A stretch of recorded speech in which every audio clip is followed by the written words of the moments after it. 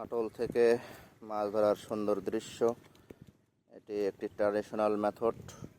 বাগদা চিংড়ি ধরার উপকূলীয় সুন্দরবন এলাকায় সাধারণত এভাবেই প্রতিটা মাছের ঘের থেকে বাগদা চিংড়ি এভাবে সংগ্রহ করা হয়।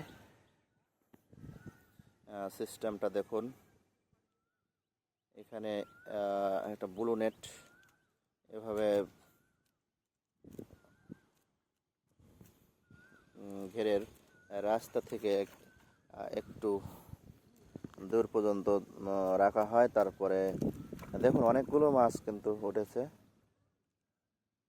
বাগদা বেশ লাফালাফি করছে, সতেজ জীবিত সুন্দর দৃশ্য। বাগদা একটি বিদেশে রপ্তানিযোগ্য মাছ। বিদেশ থেকে আমরা যে আর্থিক উপার্জনটা বাগদার থেকে আসে, বাগদার যে বেশি চাষ সাতক্ষীরাতেই আসলে বেশি।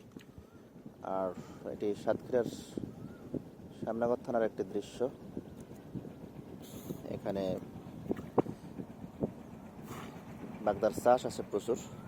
তো যেটা বলছিলাম, একেবারে প্রান্তে এই মাছের ধরার জন্য, বিশেষ করে বাগদা চিংড়ি ধরার জন্য এই আটলগুলো পাতা হয়। আটল আসলে এক ধরনের বাঁশ আর নাইলন পাট সুতো দিয়ে এই আটলগুলো তৈরি হয়।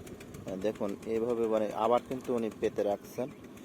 এভাবে সুন্দর করে ওখানে রাখতে হবে। মাছ রাত্রে চিংড়ি চলাচল করে, এই নেট বরাবর চিংড়িগুলো গিয়ে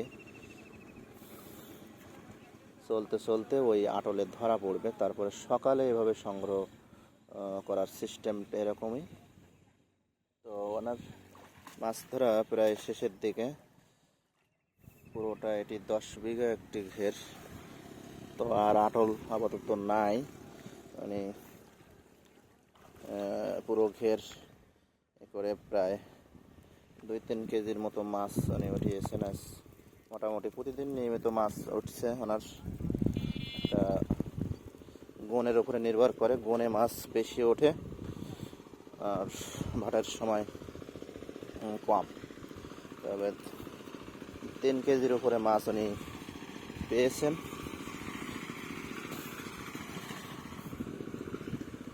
তো আমরা দেখবো, মাছ উনি দেখাবেন।